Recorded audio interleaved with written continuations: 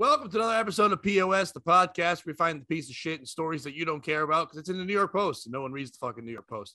With me, as always, is my co-host, the lovely, the effervescent Bobby Tamburo.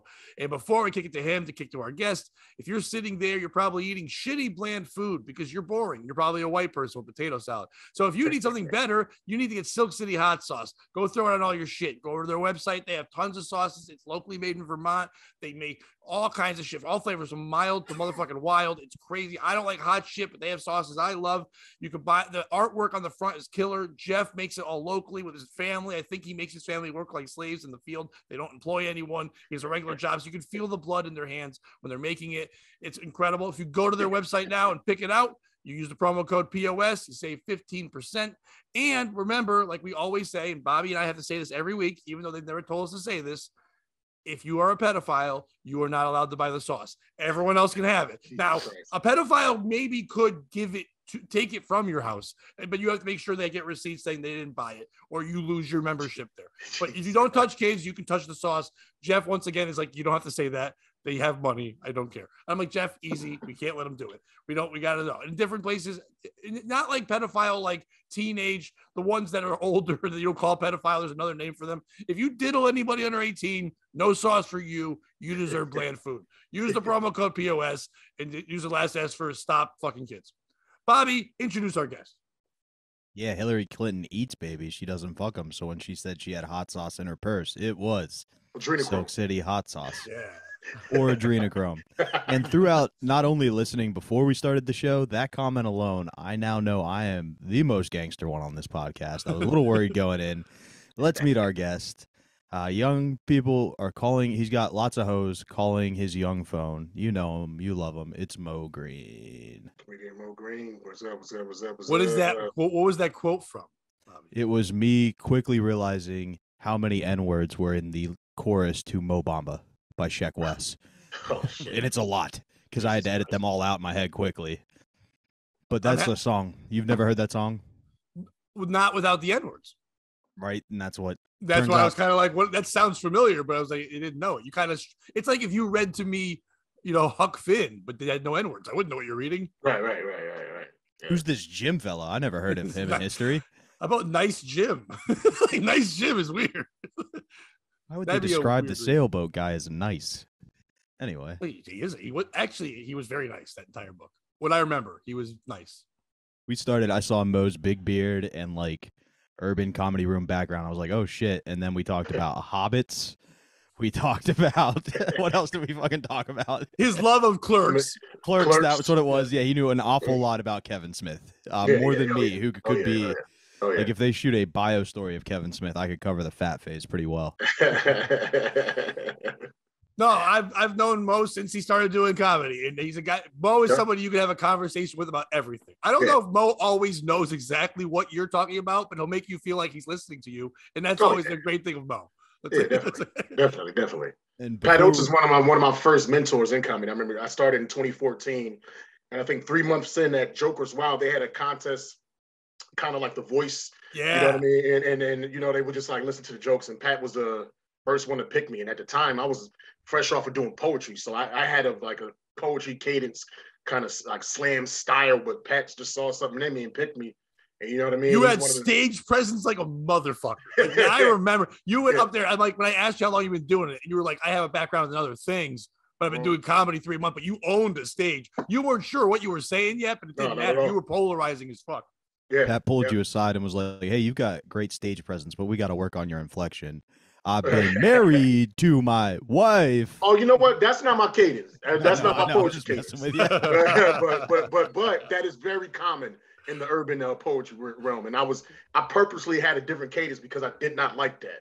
But I had my own style. But that's pretty much. Yeah, you never had a cadence issue, and it never felt like you separated those two worlds real well. Right. That cadence for the urban poetry is the equivalent of a white girl pulling out that drum that you sit on and play for her version of poetry. Like, everybody does it, so you can't do it. It's kind of hack. Or like the open mic comics, like they're like, so I was doing this thing, and then. Well, now you're just doing my act. Hilarious, man. I'll take over. So what else is going on? because And what else? that last thing didn't fucking go on. Yeah. Where you like jerked off in front of your mom's cousin and it was crazy. You made it up, bitch. So that didn't go on. So don't say what else is going on. I don't know, more lies. Yeah. That's what's going on. Sometimes though, like I use that in my set to set up my gun bit. Like right after there's a school shooting. So I'll be like, so what else is going on? Oh yeah, shootings. Like to pretend like you have a reason to go with but that's it. what I'm saying. Like I get It's what a you're good transition, saying. like, pretending like, so the other day I did this, and then what else is going on? Oh yeah, I was watching the World Cup. You know. Yeah. I just say the words. Sometimes I like the Mitch Hedberg style, where you're like joke doesn't make any sense to the one right from before it. Right. Like what is that called? It's like non sequitur or something like that, or whatever. Yeah. I'm sorry, Pat. You know who reminds me a bunch of Mitch Hedberg? Don't say it. Not Dan Brown. Okay, don't. I just want to make that very clear. Not Dan Brown. Not Dan Brown at all. I saw his rant the other day. Yeah. And so he picked me up to go to a gig. I get into the car and I go, "What's up, Mitch Hedberg?" He looks at me and I go, "What are you mad about? He's brilliant. It's a compliment. He's a genius." He's like, it's a compliment, man. He's like, "It's because of the long hair." It's like, not fucking long hair. It's because you write jokes that are out there and different, and you don't fucking talk to anybody. And most people think you're on drugs. And they're both shy. Like if you notice, Mitch Hedberg has shades on. Dan Brown always looks up. So they both have like this shyness about them too. Yeah. So there are some similarities though. Yeah. Every car ride with Dan Brown is us going to a gig with him with optimism, him doing fine, me doing fine. And then we leave and he goes, they're all assholes. Nobody likes me. And I'm like, did you speak to anyone? He's like, well, why would I do that? I go, well, did you see the part where I spoke with everyone? Like I went to the guy who runs the show. I talked with him. I knew the manager of the club. He's like, yeah, you just know him. I go, no, I don't. It took me talking to him. It's a networking thing, Dan. And he goes, well, they don't come up to me. I go, because you say weird shit on stage, Dan. And then you hide in the corner. When you say, I yell crazy shit. So I know I have to go, hi, I'm a human. That's not, the whole. It is, but I don't want you to think it is. A lot of comics are socially awkward, though. You know what I'm saying? Like, This is the first time they've gotten confidence to be in front of people and just speak. But that stage is still a shield of who they are. That's why a lot of them sit to themselves and don't talk to anybody. Without a doubt, and I get that. But when a comic says to me, like, hey, man, can you hit up this person for me? And I'll be like, why can't you just do that? And they're like, oh, I'm shy. I'm like, you stood on stage and talked about your ball sack for 5 minutes and strangers. If you can do that, if you can tell me how you jerk off and your opinion on Star Wars, you can ask that guy for 5 minutes. You know what I mean? Like, but you're already weird. But when you're on stage, the idea is that the audience knows he's doing jokes.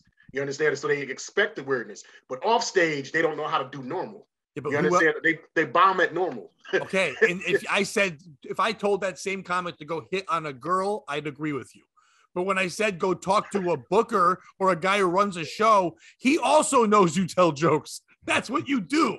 So you're supposed to hit him both from the stage. I try to make friends and hit on girls. Hey, you're sexy. Hey, Mike, you want to hang out next Tuesday? He'll never hang out with me.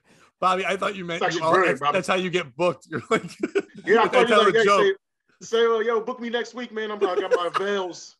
Oh, hey, look, it's Keith in the back. Keith knows I'm available this Saturday and really like the headliner. I wonder what he's going to do. Most of their dates at the end of the set, you say you're a veils. That's hilarious. I'm going to start doing that. That's fucking you say a veils at the end, and then during sex, you have someone give you the light. Yeah. I need the light. Hell yeah. I warn the host when I go in for sex, be ready. I'm cutting this set short. How much time you're doing? 10. I'm like 10. Is there another person there? You better be ready at 8. But yeah, I also like when a comic knows you book something, or at least thinks you book something, so they bring you up at an open mic or a show as that thing. They're like, coming to this day, oh, he's the best. He runs an open mic on Mondays in Bloomfield. And you're like, Mo's like, I've done so much more. Like, why? Don't bring up. Yeah. That's like going, he banged a fat girl. It's like, yeah, but I also banged pretty ladies. You could mention them or nothing. Just mention no ladies. I like when you run like a modest open mic, like the Bloomfield, and I'm getting calls from Los Angeles. Like, yeah, man, I'm gonna be in town. I'm like, dude, this is a pizza shop with a pool table in the middle of the room that holds 20 seats. I can't afford you. And so if you're in town, you want to do the mic, that's cool, but I'm not gonna break the bank and fly you, get you flued out here. Did you have a lady hit you up recently about doing like an open mic tour?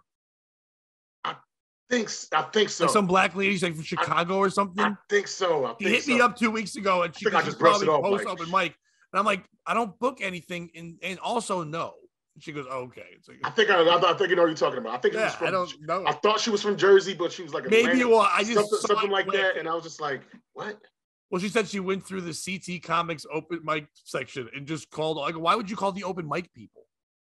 Like, I haven't been doing it long, but I mean, I'm going on 9 years, and I hate that call that I get. Yo, I'm just trying to get it started. We're going to start. No, I don't want to get started. No, just book me. Pay me $200. No, I don't want to get shit started. I'm not trying to do nothing from the ground up. No, I'm 30 grand in debt from fucking comedy. I'm doing festivals and shit. That shit costs money. I fly out. I pay for the room. I pay for the hotel. I pay for the car. It costs $1,500 to $2,000 every time that I do it. If I fly across the country. No. Yeah, we're not starting your fun sketch comedy / karaoke in South Windsor. No. I told you that idea in confidence. Also, when somebody hits you up like that, you just got to go, yeah, I'll give you 100% of the door. That's why people, or just give them a fake manager. Right? They want it. Email my manager. Want it now. Yeah, email my manager. What? They want the door now. No, I know, but just still run your free open mic. No, because then they come in like divas. And be like, hey, I'm sorry you can't read. That's not on me. It says free on the flyer, dumbass. Right. No, then they panhandle. Like anyone who thinks they're touring when they're not, do not mess with that. That's the rule. When someone says I'm touring and you look at their tour and it's always ended in the word pub, don't mess with them. You know what I mean? Like, they're not touring. They're just traveling. They're just driving around and they're stopping, and instead of taking a nap, they're telling jokes. And that's cool. Way to get strong with it. You know what I mean? You build yourself up that way. But yeah, don't fuck with that. Don't ever give that guy money. He's not going to draw you anything. The pub says for pathetic, uneventful bullshit. Ooh, look at you quick with the pub. That's a weird, like, Fred's Bar and bullshit. It's like, oh, no. Yeah. But I wouldn't give to be on a pub tour, though. I'm like, shit, I don't got shit right now, man. But it wouldn't pay. You would be mad halfway through that you agreed to it. And you'd hate the two other comics you went with. Yeah, the hopes and dreams you had, you'd realize that's not the way we get through this shit. Yeah. You're right. It's not how it goes. What you do is you give all your money to these people who run like Broadway Comedy Club. And you're like, hey, can you just make me a star? They're like, sure. Bring 38 people. That's how you make it. Payola. That's it. Yeah. Bringers are the comedy version of payola. Yes. It's and listen, I'll never get mad at a bringer because, like, to me, when people get mad at it, they're like just want to. They think that stage time would have gone to them. That's why comics get mad. They're like, you should instead do this. Well, if they were allowed to do another show, they would have done it. It's the venue or the place or somebody want to do it. To me, I'd rather do a bringer where I know the agreement is there. It's a real agreement. The person says, here is stage time. Would you like stage time? You give me people. You signed up for this. So if you want to argue after and say, fuck that, I shouldn't bring people. You signed up for your AT&T contract. You're locked in it now. Yeah. You did this shit. Yeah. But when I do a show and someone books me and says they're going to pay me $300 and I'm going to do 45 minutes and I get there, but they go, no, now we have 7 guest spots and you're only going to do like 28 minutes and I'm only going to pay you what I make off the door and it might be the money. That's more of a scam.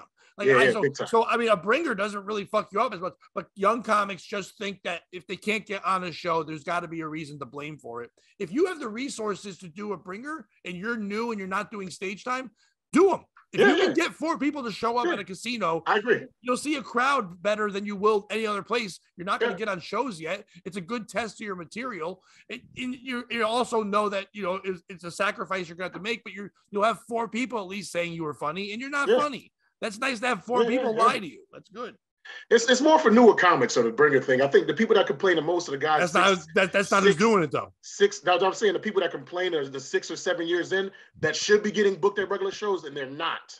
You understand what I'm saying? And they're jealous because nobody's picking them. And then these newer people getting picked for the bringers. Well, it's like if you improve your craft, maybe you'll get some phone calls. Right. I got nothing to do with the person organizing the bringer. You know what I mean? Yeah, but they just get mad at the idea of it. But now it seems like the bringers are bucket list people people who want to be in front of crowds and say they can't perform at open mics because they don't understand the function of an open mic, which we're not going to go into because I'll take 6 weeks yelling at people. Yeah. But like they don't get it. Or now it is a lot of young comics who are just doing open mics all the time who don't understand that there's levels to shit because there's no regular shows anymore. No one's putting on a 3-person comedy show.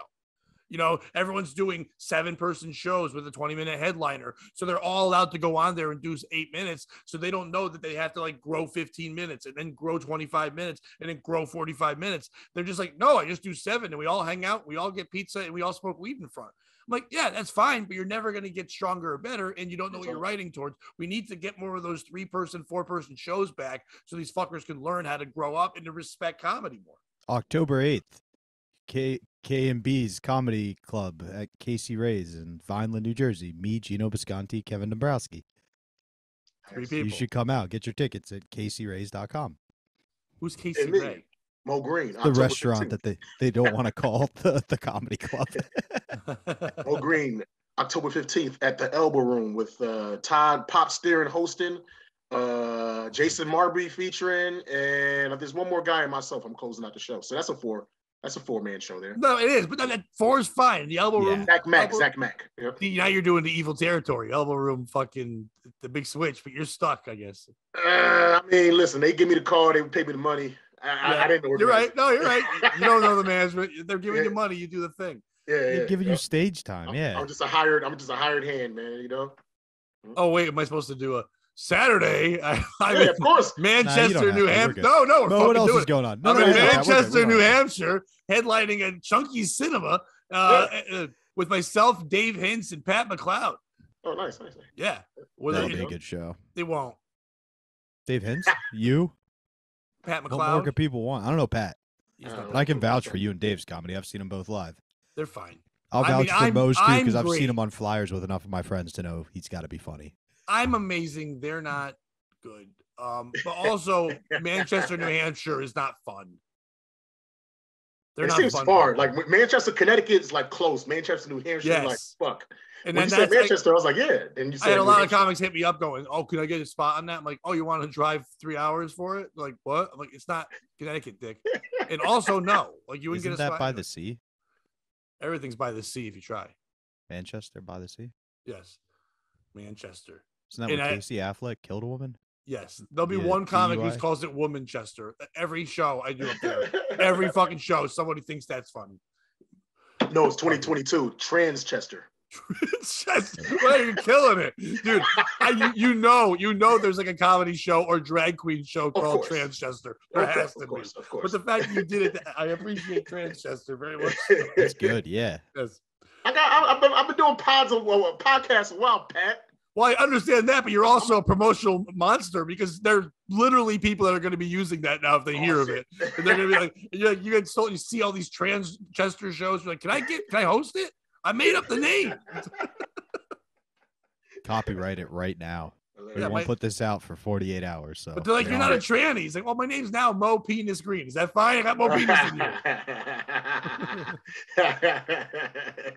Yo, somebody just literally, as we're talking about this, somebody just posted a video of them at the Bringer I host for Frank at Comics. Yeah. And they said, what, fast forward to 3 minutes in. So I just looked because the first 3 minutes is me hosting it. And, but they didn't edit it out. They just left in me. Comment on it and be like, that's a rookie. I used to do that too when as a rookie. When I first used to upload videos, it'd be like the host saying some shit. I edit it now, but that's such a rookie move. Like somebody, you could literally be trying to get booked. They could just look at that first guy in the beginning, like, fuck this shit. Just turn it off, man. Good thing he didn't leave into 3 minutes after because I shit on him hard. He does this noise thing. Have you seen Dr. B yet? Dr. B, the dude, he's an older black guy, and he just goes, he does this laugh, and it's like, but he does it like more than he tells jokes. So it's 5 minutes, and like 3 minutes of it is like a dolphin fucking. So I just went up afterwards. I was like, why is that guy have a car alarm Tourette's? I called it. And I did a whole thing about like making the noise. It's like, tell a joke. He's like Michael Winslow from Police Academy. Yeah, but just one noise. Just one noise, though, with less talent. Hey, Bobby, you got any stuff, or is it all me today? Oh, what happened? You got the Bobby's got the big. Oh, well, I have to be quiet. It's a podcast. All right. I can't be quiet during a podcast. Sorry, I thought one of those monsters from Don't Speak was in my room. Ooh, don't do bits. We do audio, asshole. I thought you about to get sniped for a second. I was just imagining your head getting blown off. I was deciding which one I wanted to go with, but yeah, that would have worked too. But if you got sniped in like your recording, what do I? Oh no, I hit record too, so we're fine. You know you're uploading that. Or shit just back, right? tell Mikey Parada to text my landlord to come up and stop, and you can walk him through how to WeTransfer you the episode. It'll be our best one. I got something for next episode, but I want to save it for him because it involves him. What if he doesn't come on? All right, fine. Make Mo feel like that, like he's not good enough. It involves the other guy. That's why I want to save it for him.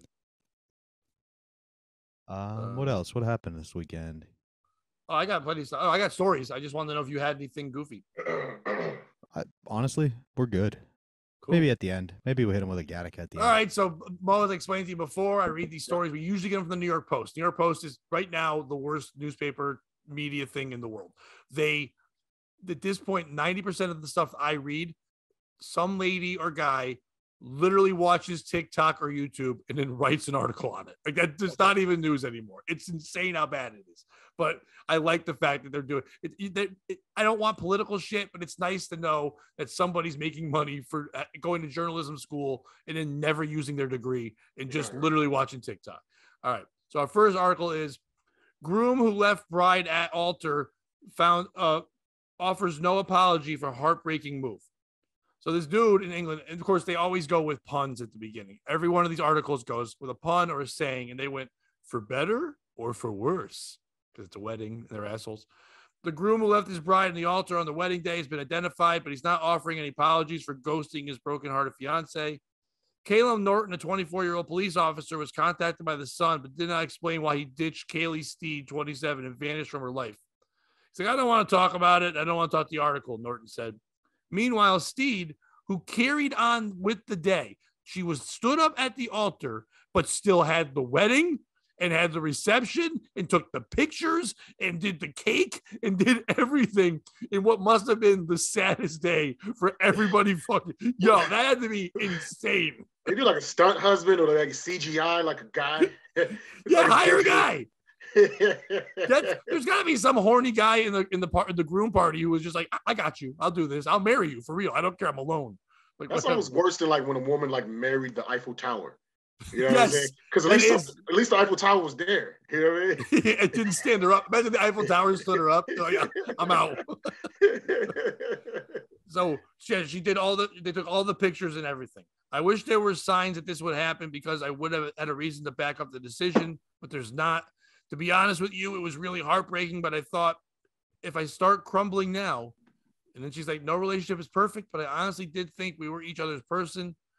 This isn't England, by the way. Wait. I need you to finish that quote about if I start crumbling now. It just says that and then goes ... And the next I think I know why he left. She's a cookie. She said stupid shit like if I crumble now and then didn't follow it up with anything. He was like, I'm not living with that for the rest of my fucking life. He's like, what are you, 9/11? How are you going to crumble? And you know she has that annoying British, if I start crumbling now, if I start crumbling, God. It's not a good thing. Could you imagine waking up to his voice every single morning? Yeah, but he has it too, and he probably has that, okay, in it, I'll put it in you, in it. Like, he's probably worse with that shit. Yeah. Treat me like a biscuit. Was she portly? Was she... She wasn't thin. Mm-hmm. Like she wasn't like 400 pounds, but like, you know how you look really good in a wedding dress? Yeah. She looks like at a Viking wedding. Okay. You know what I mean? Like I get it. She's got pulling guard vibes. You know what I mean? Like she's got that good shoulders. What was it in oh my God, in Game of Thrones? What was the kingdom with like the ugly women? Like I forget the name. I know what you're talking about. Those chicks though. Like I forget their names. West Virginia. West Virginia. Yeah, there you go. West Virginia. Westos, Virginia. Yeah. West. The West. But yeah, when they showed the bridegrooms and her attacking the cake, she is the smallest of the four. Okay. So she was the hot one of her group. That's but her smart group planning. is big. Yeah. Pun intended. I think what happened is he got some slim hot buns on his bachelor party, and he was like, you know what? I'm making a mistake. I don't want the portly. So I'm trying to be nice. I'm trying not to say fat, but I don't. I don't know what he was though. He might have been gross too, but who knows? Like, yeah. By the way, the guy did not even tell her or say anything to her later. He messaged her dad and said, "Let her know." So the dad had to go up to her as she's all happy, ready for this wedding. But that tells me he probably was trying to leave a lot. And every time he tried, she would cry or run some type of guilt trip. So this was the only way for him to get out of the situation. I've been in stuff similar to that before. You know what I'm saying? Like, like this? Someone left you at a thing? No. Me, like me trying to leave a chick and then she like cries and breaks down and like guilts me back into it. You know what I'm saying? But you're at the wedding. It's the point of no return. You're like, you know what? Fuck this. I'm not going to show up. You're right. How dare somebody who loves you have feelings when you hurt them? But if you don't feel the same way, like I tell people, I'd rather be let down than let on. You know what I'm saying? Because like he gets married to her in like 40 years, he's still going to leave her. So why not just do it early? Get it out of the way. You know? They don't say it in here, but I'm assuming he proposed. Now, if he didn't propose, I'm with you. Now, if he proposed, then he's just an asshole. Yeah, that's bullshit. Because he set it up. They were dating. You could have got out then. So the guy's dad called her, and he's a matter-of-fact man. He's a frank man. He said, I am sorry. He is safe, but he is 4 hours away, and we had an hour to get married. So he like made sure to get farther away. Yeah. So, they only got the room. They only got the room for a certain amount of time. After that, it's like 500 pounds more per hour. Yeah, whatever their dumb money is. Yeah, quid. I was gonna say 500 pounds is her, but like, but Steve didn't want to waste her pricey bash, so she decided to continue on with the reception. She even did her wedding entrance, speeches, first dances, and posed for the pictures, and went viral with her guest Sans Norton. Because it's who's Sans Norton? That's how you get fired like your first day of work, but you just still finish your shift. You know what I'm saying? Like, he's like, you know what? We're gonna go with somebody else, and you're still washing dishes, like busting tables. Like, get the fuck out! Out of my restaurant. The caterer who's gonna be pissed as fuck. Yeah. I saw the groom around 4 p.m. that day before the wedding, and I haven't seen him since. Said one of the friends. They had a 4-year relationship and got engaged in August 2020. This happened 2 weeks ago. So they were together for 4 years. They got engaged at the beginning of COVID. They waited till they probably were going to get married during COVID. Places weren't doing it. He fucking started to realize, oh shit, maybe maybe he stayed with her during COVID and was like, oh shit, this lady's terrible. I don't know what to do. Maybe we'll find a way out of it. He couldn't. He was hoping COVID would come back. Everyone keeps saying new variants. He's like, yeah, she's unhealthy. She's fat. This could kill her. Maybe I'll get out of it. Maybe COVID will kill this. Yeah. Maybe not only the relationship, but also her like digestive tract was also crumbling, and maybe she'd be bad. So so let me give some examples. Who's the piece of shit of this story? Is it our man Steve, the man who bailed on this, who proposed and ran away and all that? Is it the father for not saying, dude, fucking handle this on your own? Don't make me be the middleman. I know I'm supposed to get you, but you're gonna be a man enough to propose. You be man enough to break this shit off. You handle your shit. You don't do it this way. Is it big girl for fucking keep on keeping on, for having a big party, but then also making it viral? I get if you're just like, hey, we're going to do it anyway. Family and friends are here. It'll become a celebration of love. I understand that. But the fact that there's an article on it means you're not shutting up about it. You told people. People get broken up with every day. People get stood up at the altar many times. I don't read about it in a fucking paper. Why is this an article? Once again, another piece of shit, the New York Post. Once again, this is not news. It happened, but this is not news. It's not a thing that fucking happened to anybody. Is it the fat other girls who were like, oh, we going to keep doing this? Because if I was in the wedding party, I'd be like, fuck this. I got to wear this dress. I'm a big girl. I know I want to drink and shit. Wanted to eat. Yeah, we just want to eat. Just have dinner and let us go home. Let's not do it. Is it the photographers, the caterers, and all those people for saying, yeah, we'll do it? I would have been like, we got to keep most of the money. We'll give you some money back. Let's not do this. I want to go home too. I lose every weekend of my life. You're not even having a wedding. or is it COVID for not killing this woman? Who's the piece of shit in the story? Mo, you go first.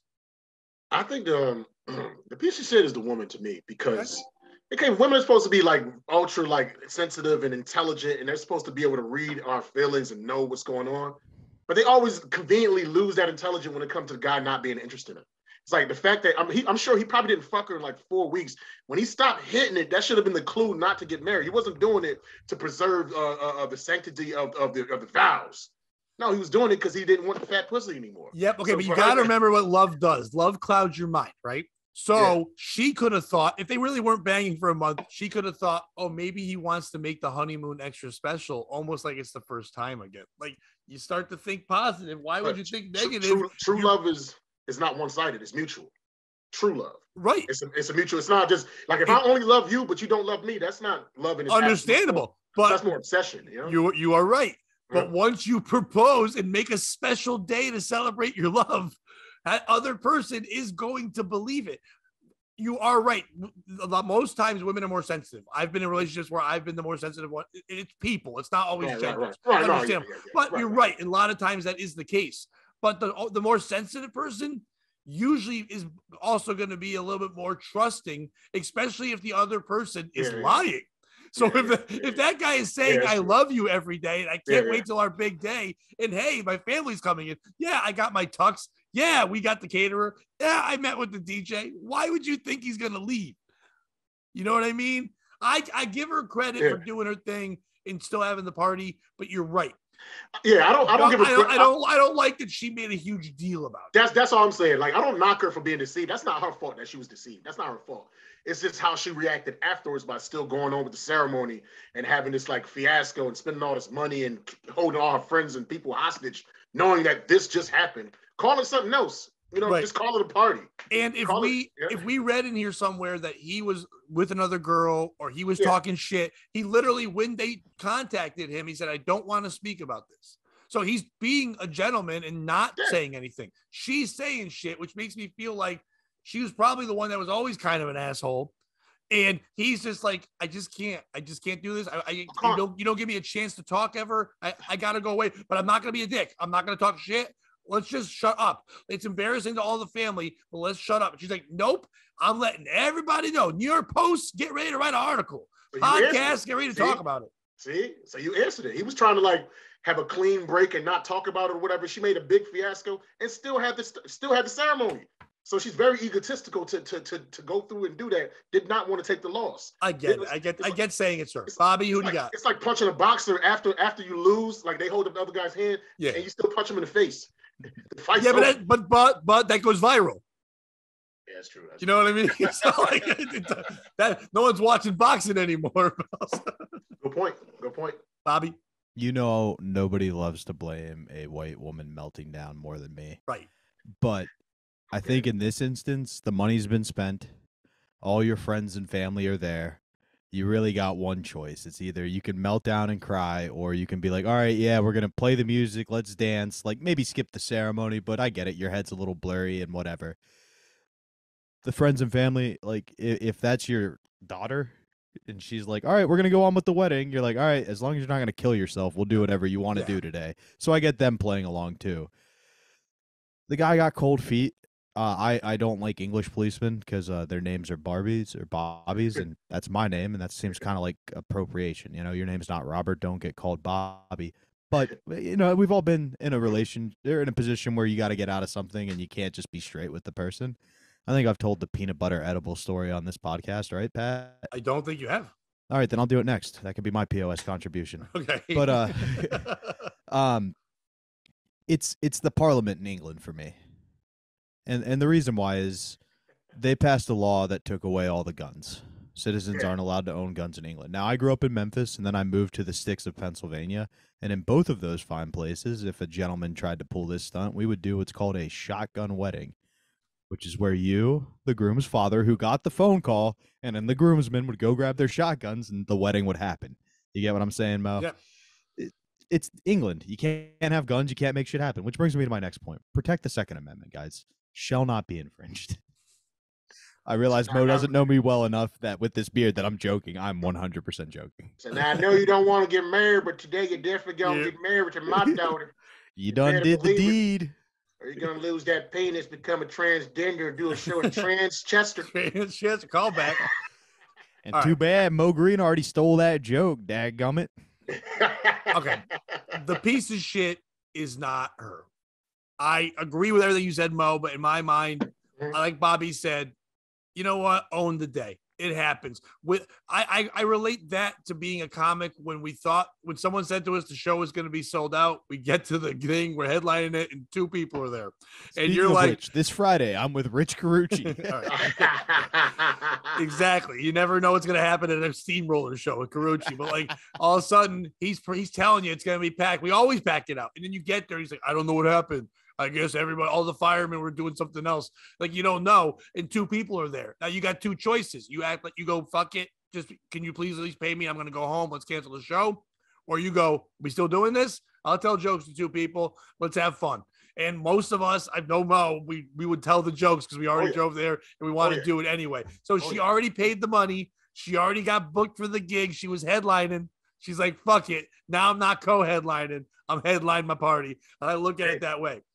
It's not the father, even though I think that he tried to say like, hey, you know, he's stern, whatever, handled it, but he was taking care of everybody. That's a fatherly thing. I get that. I like to get involved with my kids, and my ex will argue. I'll be like, hey, let me be the lawyer because I love one side and don't love the other. But I also know how to make the other side shut up because I had to before I had to get divorced. You know what I mean? So I get why he knows things like that. There's many. It's not the wedding party. It's not the family. It's not anybody. It's not even the guy. It's not even the Bobby. It's not the guy who walked away. That happens. That fucking happens. Okay. You fall, you get nervous. You don't know what to do. You freak out. Now, me, I wouldn't have done that. I would, because of the guilt in my life, I wouldn't have been able to do that because I would have felt like I was raised through Irish guilt. So I would have had to get married and been in a marriage for a long time, even though I didn't want to be, and then hope someone died or get out of it then or something happened. The piece of shit in his story is his family. His family raised him to be a fucking quitting piece of shit. His family is obviously not Italian. Okay. We can know that. I know they're in England, but they're not Italian because an Italian person would have married an ugly lady and then just gotten a Goomba. They would have had a bitch on the side. Now I'm guessing this guy's gay. This screams gay. I was thinking that too. Screams gay. Like I can't be there because he's like, wait a minute. They're going to know I'm gay because there's nothing gayer than a wedding. Music, flowers, dancing, me in a hot outfit. He's like Bogan. Oh, I can't do this. I just can't do it. When they play It's Raining Men, I won't be able to stop twerking. Like I won't be able to. I thought you would have picked up on it when I also bought a wedding dress. He's like, I thought you would have picked up on it when I proposed to a fat woman.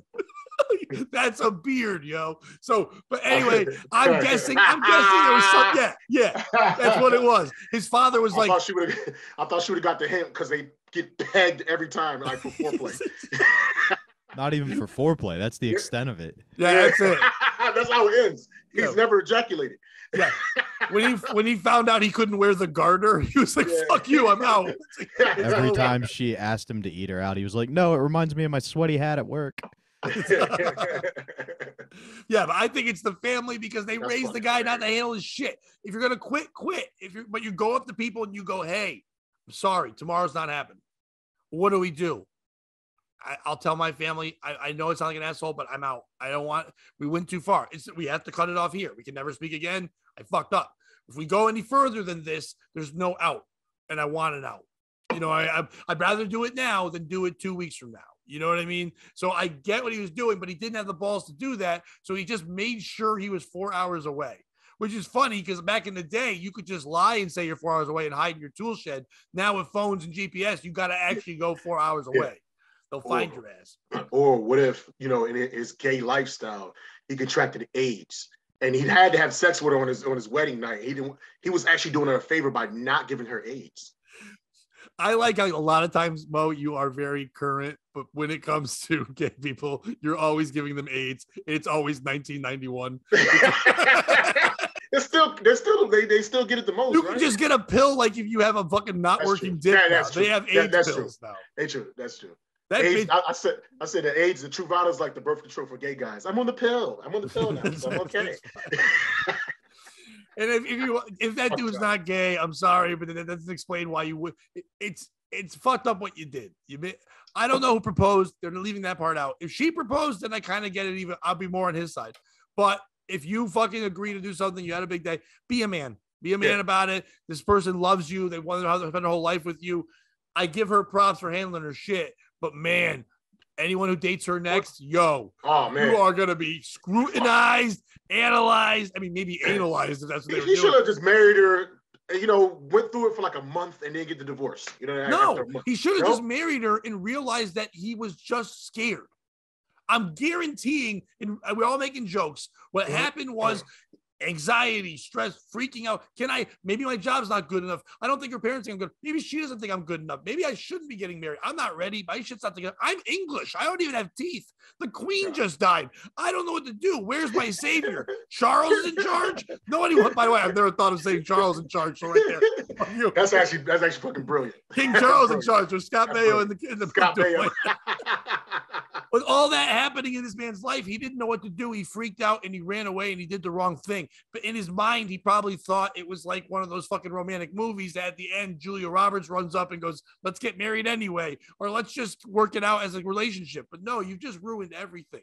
And now for the rest of your life, when you try to date again and people ask, were you married? And this shit comes up, it's going to be hard for you to have any other relationships because you've shown the ultimate betrayal of trust. Yeah.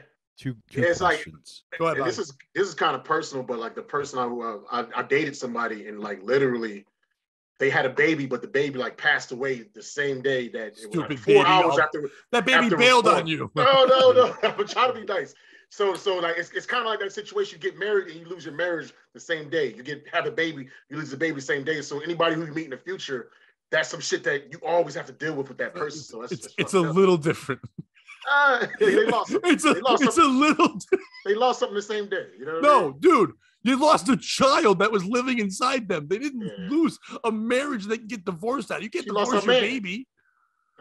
No, it's not the same as having a dead baby. Like, he was 4 hours away. She lost it 4 hours after. Like, you know what? That's fucked up. Instead of a miscarriage, it was a mismarriage. Sometimes God steps in and goes, "You're not ready for a kid yet." I'm never gonna let my ex watch this podcast. Never. I don't think she was going to anyway. Mo's on the show. This will be fun. I can't wait till she's like, man, I miss Mo. Let me see what podcast he's been on. Oh, this POS. Maybe this will be good. You're killing it the whole time. She's like, I do miss Mo. And then she gets to that point. Never mind. Bobby, there's something she misses a little bit more than Mo. My baby. No, I should have never said it. Never said it. You did. I don't know. I actually even went, go ahead, Bobby. You're like, no, wait, miscarriage. I do have two questions about the runaway groom. Right. One, were there any pictures of her pre-COVID? Not that are in here, but I can look her up. Well, you don't have to look her up, just because maybe, some people looked one way and then got locked down for 3 years and now look a different way. And maybe he went, oh, that's not what I signed up for. She's 27. Her last name was Steed. I didn't even think of that. Like a horse. Like a noble steed. There's a porn star named Jake Steed from like the mid-90s. This light-skinned black dude. Yeah, horsecock. That makes sense. And he got I think he got exiled from America. He like owed taxes and shit. I think he lives in England. That's pretty sick. If that's him, that'd be Jake awesome. Steed. No, the groom was Norton. I don't think Norton was fucking that guy. Jake Steed. Second question while you look that up. Do you think his family stayed at the wedding party? That's what I was thinking, man. It's awkward. I bet you they didn't go. And the bride's families, and the bride's family's giving the groom's family like a side eye because they're like the son just bounced. You know what I mean? Like, what the fuck? Y'all didn't see this coming? Somebody had to know something. He spoke to somebody in his family about Bobby, are you able to share? Yeah, if you Oh no, I just want to give you the name. I'll put that in. Put in the name Kayley. Kay Kaylee that way, and then Stead because I now can't do it. Just there's a picture that comes up. This girl's a monster. Oh man, it changes everything. Maybe. I'm looking her up on my. No, Bobby's gonna share it with us. Yeah, no, I'm looking at my other computer too. All right, go ahead. But yeah, she's She's beefy. Just in the wedding. Oh, Yeah. I gotta get it now. So we got it. Yo, we fucking hit that shit on all cylinders. Holy shit. Now I want to find. Oh no. Now what would he look like? Because what if he was like a good-looking dude? Even her wedding dancing is fat. She makes Amy Schumer look like Cindy Crawford in her prime. Yes. Oh, as you said that, I was literally pulling up a picture of fat Amy Schumer to show you guys and be like, I found a picture, dude. You nailed it. Oh no. Oh no. She's a big one.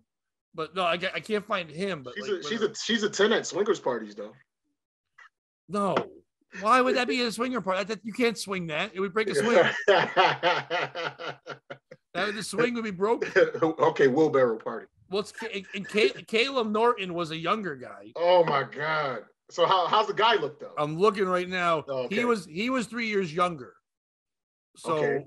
So he should be a little bit. I don't know if we can find images. Older woman, portly. Oh, he's not a bad. He looks like every open mic comic. He's got like a scraggly beard. He looks kind of like he looks like without the not bright red hair, but like a strawberry blonde, like an Andrew Santino.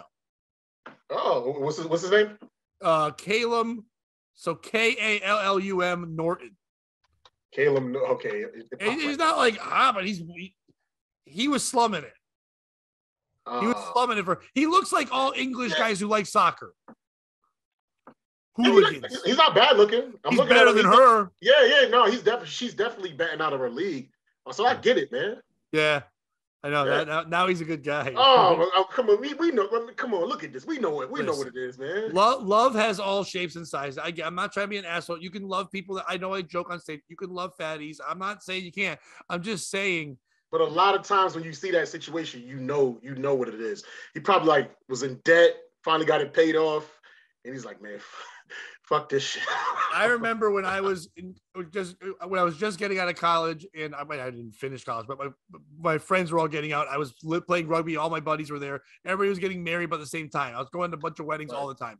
So every time we would go, it'd be fun for me and my friends to go, oh, our buddy who's getting married, the girl, that's usually the most beautiful a person looks with the wedding day. You know what I mean? The dress, the makeup, all that. And we had a buddy of ours that was dating this girl that was not a good looking girl. And we're all like, I wonder how she's going to look. And as we're at the wedding and she starts walking down, my buddy turns to me and goes, well, that system's flawed now. We turned and she looked like, remember Shrek when the woman one turned into Shrek? Oh, she looked she had the flowers in her hair. She had the red hair too. She looked like female Shrek. It was. I feel bad for her. I'm looking at her wedding. She's like holding the flowers, like looking down. I feel bad for her. Okay, but don't feel bad, Mo. She's looking at the flowers, wondering if they're edible. So it's okay. She's just like, and they probably are. Yeah, probably are. Somebody give that Steve an apple. That's all. She's got confectionery carnations. All right, Bobby, we went long on that. We got time for one more story, quick, if you want to do it. Yeah, absolutely. And stop me if I've already told this one because I may have. But I was dating a girl in college. We went to two different schools, and her favorite thing is those haunted woods. Do you guys have those in Connecticut? Yeah. Yeah, they're fucking stupid. Okay, I hate those things because like a carriage ride through it, or just like walk through the woods and that shit. Oh boy, wouldn't it be fun if it was just limited to one, Pat? But this was like the fucking king's king of all the haunted things. But she wanted to do it, and I was like, you know what? I'll make the drive down. I don't really like spending time with you one-on-one, so this will give us a good distraction, you know? So we agreed. You were dating her? Yeah. You know and that. You didn't like spending time with... I'll never understand you. That was just a joke. I don't think so. I was like, no. I was trying to do something nice for her. It's her favorite time of year. Yeah. Kind of like Drake, it's fall. It's time for me to revisit my past. So we'll talk about this story. So I'm like, hey, let's do this, this weekend. She's like, great. My best friend from home staying until Friday. So you come down Saturday afternoon. We'll head down. It's about an hour from where I go to school. And we'll go to the thing. So I text her when I'm leaving. She's like, yep. So-and-so just left. I'm going to eat a quick sandwich and then, take a nap. We were up late and I'll be ready for you when you get here. She texts me an hour later and she's like, I think I ate the wrong peanut butter. And I'm like, what does that mean? I just get back, LOL. Oh, wow. By the way, Bobby, I've never heard this story. Okay. Okay. All right. Well, by the time I get there, I find and I'm able to interrogate the now extremely high suspect. I'm able to deduce that her friend gave her a jar full of weed-infused marijuana, which she consumed. The entire Weed-infused jar. peanut butter. Oh yeah, weed-infused peanut butter. It's like Weed-infused marijuana is always that'd be pretty sick. weed-infused. Yeah, It's like, Man. marijuana-infused peanut butter, and it's a whole jar, and she ate the whole fucking jar. Like, was she a big lead? What? not big, but not small. She went Certainly to town on smaller peanut than butter. That's a her. lot. Was 1,000 milligrams in there or something, man? Jesus Christ.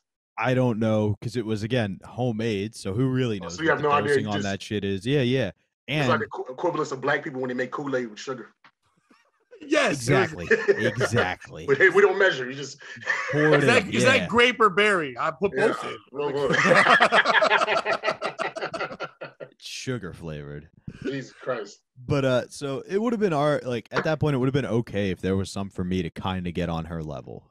Close. You know what I mean? Like a little bit, but there wasn't.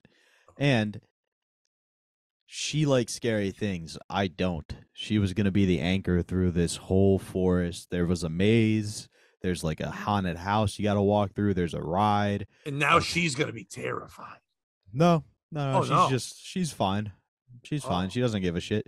I'm still Well, I thought not being that happy. high, she'd be bugging out. Well, again, she was really into this stuff. Right, But but she's I'm also not. whacked full of weed. Yeah, but I think it just made it silly for her. Oh, okay. Like going through and like, oh, hey, look, something popped out at me, like almost Okay. like peekaboo with a baby. Well, that sounds fun then. For her, not for me. Why? Because, all right, well, maybe you can back me up on this. Mhm. I don't like haunted houses because the whole thing is, right, like to get you scared and excited. And the human synapse has two responses, fight or Fight. flight, Right. right? And you can't run through the haunted house and you can't fight back. If this was real life and some Oh, dude God. jumped out, I'm throwing hands. You know what I mean? So now Yeah, I of have course. to lower the guards that nature put in place to keep me alive. Just not good. So Yeah. I get to a point in the evening where she's too stoned for me to put up with anymore. Like we've done everything. It's time to go home. And I don't want to spend the night with her. I know it's not going to be a fun night. She's just going to pass out. She lives in a single dorm with, one of those twin size beds. I got to go back and do work the next day anyway. So I'm like, I got to get out of spending the night. But she's also so high that if I tell her I want to go home, she's going to have a breakdown. You know what I mean? Like it's going to be tears. It's going to be, why don't you want to stay with me? So I texted my roommate at the time and was like, I need you to call me in 5 minutes and say you had a fight with your girlfriend and you need to talk to somebody. And he did. And I left. And I don't think she really fully ever bought the story to this day. But in fact, I know she didn't because it was brought up later in a fight. But who's the piece of shit in the story? Is it her friend for not better labeling the pot laced peanut butter? Is it me for not just being a good boyfriend and putting up with a girlfriend Uh-oh. who's high? Is it her for, like, how stupid are you? Peanut butter doesn't taste like weed infused peanut butter. They taste very different. You taste the weed. No matter how much peanut butter there is, you're gonna taste the weed. Is it people who enjoy going to haunted places? Whether it be to work there, who's sick enough in the mind that's like, you know what I want to do? I want to go scare people all day. Pat, we'll kick it to you first. All right. First of all, I'm not calling you the piece of shit, but you were. It's close. Like it's close to the point where I'm gonna even give both arguments. Okay, because like Okay, fair enough. you are the piece of shit in the fact that you don't understand how to enjoy something that you don't personally like. It took me a while to do. Okay. When I've gotten older, I have learned that the best way to enjoy something is not, I get more joy out of things that aren't my favorite but when I get more joy out of when I watch someone else who enjoys something, truly enjoy something. I think that came kind of from being a dad, watching kids watch something or do something that they love so much that their joy, maybe I may not like the sport or the show or the thing, but I got into them loving it. I've been in relationships when I was younger, like you were, and I was kind of like, oh, she wants to go to the opera. Fucking, I hate the opera. And I didn't give it an opportunity because I was focused on, I don't like this thing. I don't like where I am. Instead of, watching it through her and watching how happy she was and getting into it. I was in a haunted house with somebody who just ate a jar of weed, my whole thing would be like making sure they got even more scared and more silly. And I would have been cracking up at them. I think that also comes from me being sober now and dealing with people that are drunk and high all the time. So if I go like to an open mic and everybody's drunk and saying dumb shit, I can laugh because I'm like, oh yeah, I remember being drunk, and then I'll put them in situations to do more dumb drunk shit so I can laugh at them. So to me, it's just how you handled it, but you're not there in your mind. You get older, you learn that shit. That's fine. The piece of shit is her. It's not the friend for the weed peanut butter.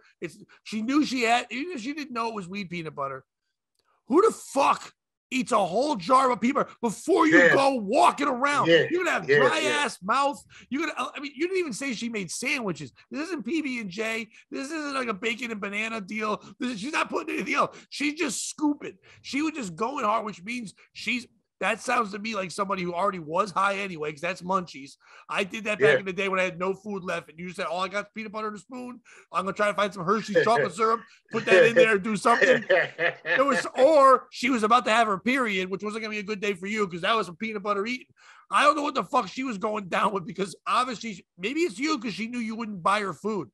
Maybe she's like, this guy's so cheap, we're not going to get food first, so I better eat this jar of peanut butter so I have the energy to walk through this fucking hike or whatever it is with the scariness. But it's her, because you chug water. If she drank enough water or had some coffee with it, it would have balanced it out. You should have fucking found some mushrooms and then had a good time with her. So, all right, that last part may be fair. A couple points to address. One, I do know how to enjoy things that I don't enjoy.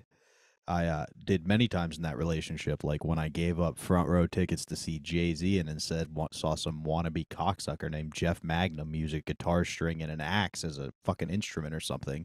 And I was like, you know what? I'm just going to watch her enjoy this, kind of like you said. And I was like, I'm going to try to see it through her eyes. Yeah, but you gave up something better, so that doesn't count. You capping, man. That one there, you kind of threw this. Look what I did for you. It's not about doing that. It's about, like, if you bought her the tickets to Jeff Magnum because you had heard of him, for her, that's different. I bought her the 2 tickets for $150 a piece to Neutral Milk Hotel, which was Jeff Magnum's band at the time, right. And for her and her friend who gave her the weed peanut butter. Because I had no intention of seeing that band, but she couldn't do it and was like, I don't want to go alone. So I gave up Jay-Z tickets. Almost lost one of my best friends through it. Yeah, but that's still not the same as just going.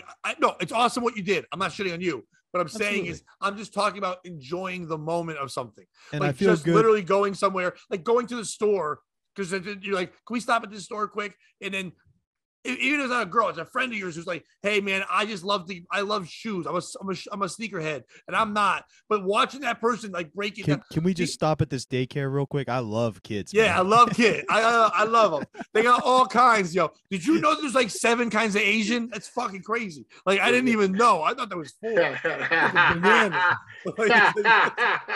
Yo, you know that Asian kids' dicks when they're not small because they're just kid dicks. So, like, isn't that funny that kids one day think it's gonna be bigger and it's not? But I try to show them. Anyway, what I'm saying is I enjoy it through them. So, and the other thing though, real quick, and I feel okay saying that because is I did also feed her all the time. It was when we got along best because she finally shut the fuck up. That's nice. I like that. That was a good joke. Yeah, maybe eating a jar of peanut butter helped her out. Yeah, like Mr. Ed. Mo, you should have put the peanut butter on your dick, like the old dog move. Whoever, you got it. You have to label the drugs, man. so many things go wrong if the drugs aren't labeled. So many people could consume that, kids or whoever, a grandmother or some shit, and an accident can happen. There's just so many things that can go wrong with that jar not being labeled. Not only that, but just how about everybody calm down with that weed having to be in everything. Peanut butter's fine on its own. Yeah. You ain't got to get high with your peanut butter supply. Because she ate 1 spoon, got high. It's like, oh, this is some good shit, and then she just kept. That is a good point. Yeah, it's just like, yeah, you know what I mean. But just if the jar is labeled, we have no problems. Like none of this stuff happens after that. She still would have eaten it. People are dumb. They think like, well, it's peanut butter. It probably kills the weed.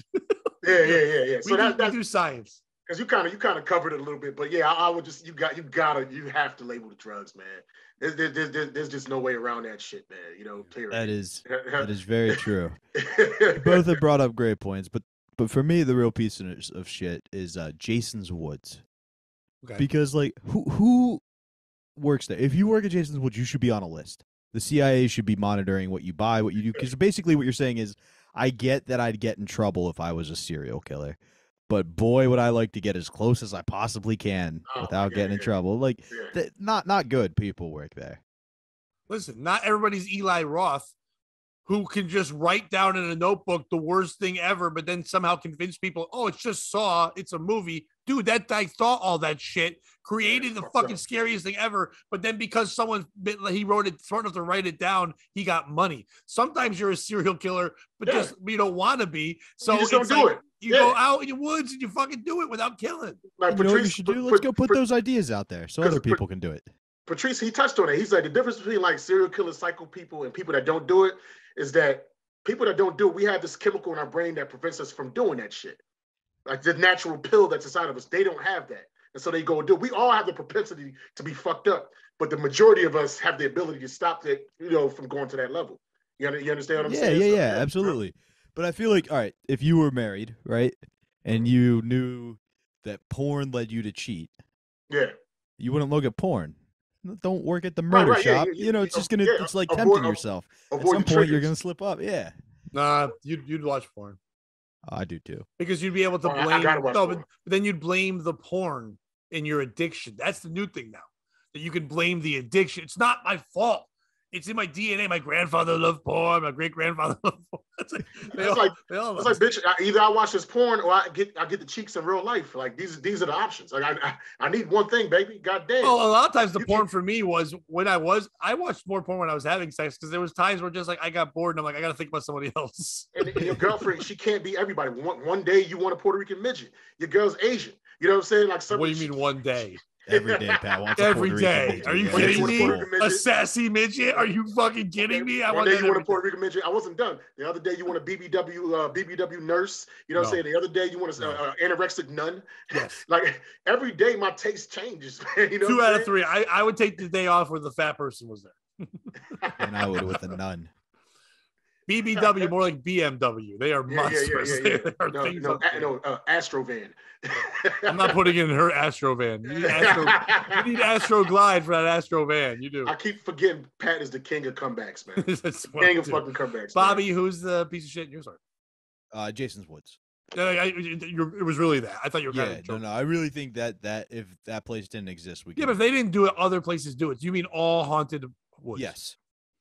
Because literally, like, there's one near my house. In like this year was the first time I ever saw it on Facebook. There was an ad running in my newsfeed that was like, "You want to scare people and make money for it?" Like literally, you could just sign up. I thought they were like people that were great, like grew up on that farm, like loved it, did it. If you're just like some guy, I wouldn't hire a stranger who wants to do that. I want more background checks with that than any other job. That sounds terrible. That's the perfect place to murder somebody because they think like it's a part of the show. But you're or really be a molester. Yeah, that too. There Exactly. are like super extreme places where it's like you sign this waiver and we can do whatever, and if you last the full 10 hours, we'll give you $50,000. And they literally just like waterboard people. They violate the Geneva Convention. It's just some dude who wants to do that to people. It's fucked up, man. Bobby, good thing we don't get a lot of views, or Mr. Beast would have grabbed that. He's like, you get $50,000 if I can scare the fuck out of you in these woods and eat peanut butter. That's a real thing, though. I know, that's a real ass thing. I'm all set with that shit. Before we get out of here, I want to go back to the wedding story real quick. Okay. All right, she pulled the DJ aside and was like, "We got to change the playlist." How awful do you think all the fucking songs she chose were? Like, first one is "Someone Like You," like all those fat cows singing it. In I'm every woman. It's so. Oh yeah, you go hard pro woman, or do you go sad love songs? No, she's going hard pro. She's going hard pro. Man. I think she's trying to be encouraged. She watched out to that Lizzo. Why men great till they gotta be great? Okay, Bobby, at first, but then they're all getting drunk. The feelings are coming in. You know that her and her friends found sunglasses and then did acapella. Once they get drunk, It's so hard to say goodbye to yesterday. Yeah. You know they did that. They like a How funeral do to it. Yeah. Say goodbye. I know. No, the biggest one though. And you, you're gonna love me. And follow They with all the hit the D part. and then following it with the Cupid shuffle. Yeah. Bring it back now, child. There's just one kid there. Time. Mommy, why is the bride crying? You know what sucks too? At every wedding, there's always that one old person, like a grandma or a great aunt, that's like, this is their last event and they're gonna die. And they're like, wait, he's not coming? You took me out of the home for the I missed Matlock for this? Like, My granddaughter's a fucking loser. Oh, she's from Boston now? It's the one accent I got. you know who the piece of shit, Bobby, you know what? You know who the piece of shit that story was? Who? The gay friend, because they all fat girls have one, who didn't step in and marry her, be the husband, even like we'll just live together anyway, girl. We'll have fun. And now he's just married, and now he gets health care and shit and everything he needs from a fatty, and she gets her best friend to cry to. He could have had the biggest day. A gay guy could have married a fat woman, had best of both worlds. I am gay. We can cheat. We can hook each other up, but I get a huge wedding. Isn't that hilarious? Like, isn't that hilarious when fat women have gay husbands, but they act like they don't know they're gay? They asked. I didn't even see this coming. Like, really? Yeah. Well, nothing was coming with you. They asked the gay friend, and he said, "Ew, no fatties." I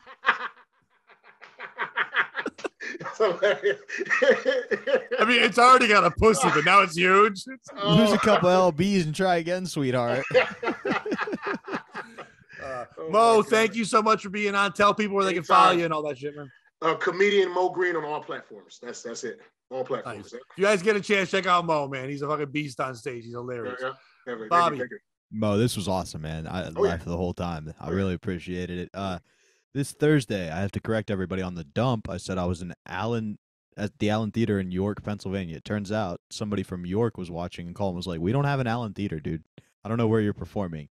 And I am at the Carlisle Theater in Carlisle. So it had nothing to do with Allen Theater or anything like that. Oh, wait. So, Hold on, Bobby, I just got a call. There is no Carlisle Theater. You are wrong. People just keep lying to you. Good point, Pat. I shared it on Twitter, so go find it there. I shared the flyer. I'll be there. And then Friday, I am with Rich Carucci. I was just busting balls, and I wanted to get this point in. When I am at a two-person Rich Carucci show, I have more fun than at a sold-out room sometimes because those two people can be nuts. So check that out. Head over to the POS Patreon. We have some good stuff going up there. If you missed our episode with Ebony Mystique, she got naked. Yeah, Mo was kind of pissed. They got a week later. I'm a fan. I'm definitely a fan. Definitely a fan. Man. Well, when we have her back on, you're up. Imagine. Everything you'd imagine. Check it out. Oh my God, I think I just like her face structure. Like I think she's hot, man. Like that's up my alley. And she be honest, and I really went into it like, oh no, we've had porn stars on before. They're not really fun. They think they're funny. Yeah. She can hang. She literally nice. In this episode, she had funny lines. I put stories I thought she'd be good with, but she went and she has a good level of shit. Like we talked about shit I didn't think she could be good with, but she has a background in nursing. So like, so she has some real intelligence to her. She's a business person and was funny as fuck. And we had another comic on, our buddy Manny, who is a big fan of hers too, and he was hysterical playing along with her. So it was really fucking good. Nice. All right, I'll be at like I said, I'll be in Manchester this Saturday, but like more importantly, October 15th. Yes, New Hampshire. No one October 15th. You're in West Hartford. I'll be in Derby, Connecticut. Me and like another Connecticut legend, if you will, John Romanoff. We'll be doing so. He's all. John Romanoff looks a lot like the woman that got stood up at the wedding. Yeah, he definitely does. He's a big ass man. If she became a female to male transgender, that would be Johnny Romanoff. Yes, it would. If she ate one more guy, she would transgender into that. It would be me and John Romanoff, and we got Megan Harvest, who's a funny comic, and then a guest spot with this newer kid named Andrew Alfredo, giving him a shot to be on there. I got that show on the 15th, and then at Comics, I'm headlining on Sunday night, the 16th, me and Pete Angelo on that one. So go get tickets to those. They're all my Facebook shit. Get over on the Patreon, support City Hot Sauce, all that fun shit. And Bobby, if you can't join them, beat them, and don't be a piece of shit.